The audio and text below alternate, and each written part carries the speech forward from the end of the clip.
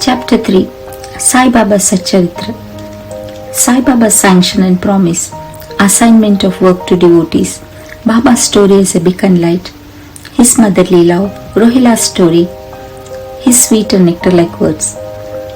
Sai Baba's sanction and promise. As described in the previous chapter, Sai Baba gave his complete assent to the writing of Satcharitra and said, I fully agree with you regarding the writing of Satcharitra.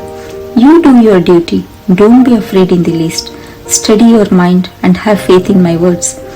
If my Leelas are written, the avidya will vanish, and if they are attentively and devotedly listened to, the consciousness of the worldly existence will abate, and strong waves of devotion and love will rise up, and if one dive deep into my Leelas, he would get precious jewels of knowledge. Hearing this, the author was much pleased, and he at once became fearless and confident and thought that the work was bound to be a success.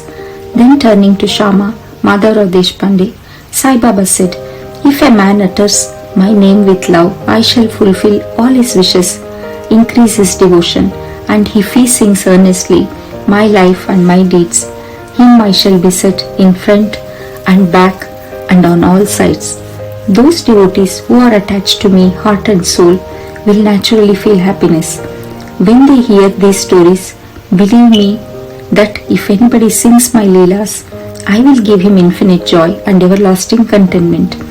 It is my special characteristic to free any person who surrender completely to me and who worship me faithfully and who remembers me and meditates on me constantly. How can they be conscious of worldly object and sensation who utters my name, who worship me, who thinks of my stories and my life, and who thus always remembers me? I shall draw out my devotees from the jaws of death. If my stories are listened to, all the diseases will be got rid of. So hear my stories with respect and think and meditate on them. Assimilate them. This is the way of happiness and contentment. The pride and egoism of my devotees will vanish. The mind of the hearer will be set at rest, and if he has wholehearted and complete faith, he will be one with supreme consciousness. The simple remembrance of my name as Sai Sai will do away with sin of speech and hearing. Different work assigned to devotees. The Lord entrusts different works to different devotees. Some are given the work of building temples and mutts or gods, flight of steps on rivers. Some are made to sing the glories of the God. Some are sent on pilgrimages. But to me was allotted the work of writing the Satcharitra. Being a jack of all trades but master of none, I was quite unqualified for this job. Then why should I undertake such a difficult task? Who can describe the true life of Sai Baba? Sai Baba's grace alone can enable one to accomplish this difficult work. So when I took the pen in my hand, Sai Baba took away my egoism and himself wrote his stories. The credit of relating these stories therefore goes to him and not to me. Though Brahmin by birth, I lack two eyes, that is the sight, vision of Shruti and Smriti, and therefore was not at all capable of writing the Satcharitra. But the grace of Lord makes a dumb man talk, enables a lame man to cross a mountain. He alone knows the way of getting things done as he likes. Neither the flute nor the harmonium knows how the sounds are produced. This is the concern of the player. The oozing of Chandrakanta jewel and surging of the sea are not due to the jewel and the sea, but due to the rising of the moon. Baba's stories as beacon light. Lighthouses are constructed at various places in the sea to enable the boatsmen to avoid rock and dangers and make them sail safely. Sai Baba's stories serve a similar purpose in the ocean of worldly existence. They suppress nectar in sweetness and make our worldly path smooth and easy to traverse. Blessed are the stories of the saints. When they enter our heart through the ears, the body consciousness or egoism and the sense of duality vanish, and when they are stored in the heart, doubt will evade, pride of the body will fall, and wisdom will be stored in abundance. The description of Baba's pure fame and the hearing of the same with love will destroy the sins of the devotee, and therefore this is the simple sadhana for attaining salvation. The sadhana for Krita age was Samadama, tranquility of mind and body. For Treta age, sacrifice. For Dwapara, worship. And for Kali, present age, it is the singing of the name and the glory of the Lord. This last sadhana is open to all the people of the four Varnas, Brahmins, etc. The other sadhanas, yoga, tyaga, sacrifice, dhyana, meditation, and dharana, concentration, are very difficult to practice. But singing and hearing the stories and the glory of the Lord Sai Baba is very easy. We have only to turn our attention towards them. The listening to and the singing of the stories will remove the attachment of the senses and their objects, and will make the devotees dispassionate, and will ultimately lead them to self-realization. With this end in view, Sai Baba made me write his stories as Satcharitra. The devotees may now easily read and hear these stories of Sai Baba, and while doing so, meditate on him, his form, and thus attain devotion to Guru and God, Sri Sai Baba. Get dispassion and self-realization. In the preparation and writing of this work, Satcharitra, it is Sai Baba's grace which has accomplished everything, making use of me as a mere instrument. Motherly love of Sai Baba. Everybody knows how a cow loves her infant calf. Our udder is always full, and when the calf wants milk and dashes at the udder, out comes the milk in an unceasing flow. Similarly, a human mother knows the want of her child beforehand and feeds him at her breast in time.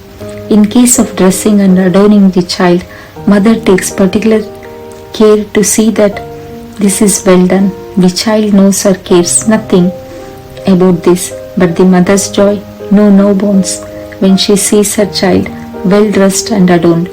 The love of mother is peculiar, extraordinary, and disinterested, and has no parallel.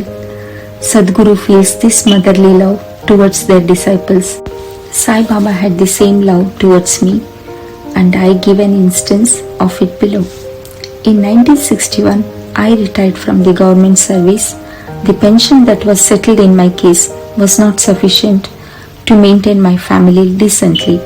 On Guru Purnima, 15th of Ashada, day of that year, I went to Shirdi with other devotees. There, Mr.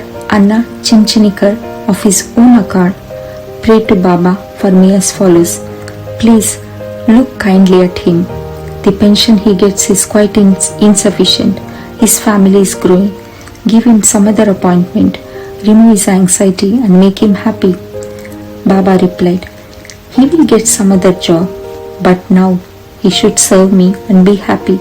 His plates will be ever full and never empty.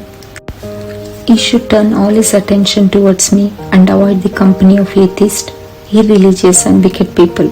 He should be modest and humble towards all and worship me with heart and soul. If he does this, he will get eternal happiness. The question, who is this he whose worship is advocated, is already answered in a note on who is Sai Baba in prologue at the beginning of this work. Rohila's story. The story of Rohila illustrates Sai Baba's all-embracing love. One Rohila, tall and well-built, strong as bull, came to Shirdi wearing a long kafni and was enamored of the Sai, who stayed there day and night. He used to recite in a loud and harsh tone the Kalma verses from Holy Quran and shout, Allahu Akbar, God is great. Most people of Shirdi were working in their fields during the day, and when they returned to their home at night, they were welcomed with Rohila's harsh cry and shouts. They could get no sleep and felt much trouble and inconvenience. They suffered this nuisance for some days in silence, and when they could stand it no longer, they approached Baba and requested him to check the Rohila and stop the nuisance. Baba did not attend to their complaint. On the contrary, Baba took the villagers to task and asked them to mind their own business. He said to them that Rohila had got a very bad wife who tried to trouble the Rohila and himself, but hearing the Rohila's prayer, she did not enter and they were at peace. In fact, Rohila had no wife, and by his wife, Baba meant Durbuddhi, evil thoughts. As Baba liked prayers and cries to God better than anything else, he took the side of Rohila and asked the villager to wait and bear with this nuisance which would abate in due course. Baba's sweet and nectar-like words. One day at noon, after Aarti, devotees were returning to their lodgings when Baba gave the following beautiful advice: be wherever you like, do whatever you choose. Remember this, well, that all what you do is known to me. I am the inner ruler of all and seated in your hearts. I envelop all the creatures, movable and immovable world. I am the controller, wire puller of the show of the universe. I am the mother, origin of all beings, the harmony of three gunas, propeller of all senses, creator, preserver and destroyer. Nothing will harm him who turns his attention towards me, but Maya will lash or whip him who forgets me. All the insects, ants, the visible, movable and immovable world is my body or form.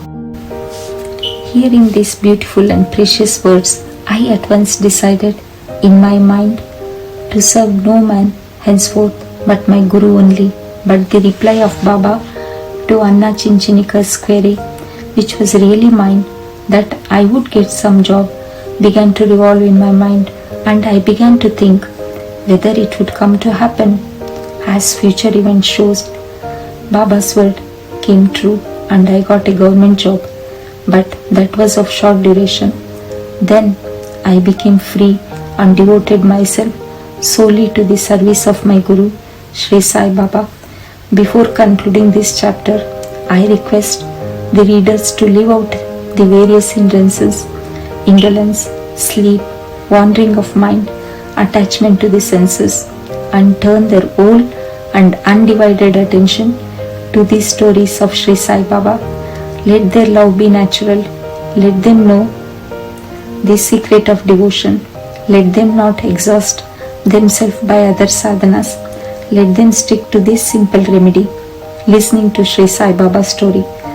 This will destroy their ignorance and will secure for them salvation.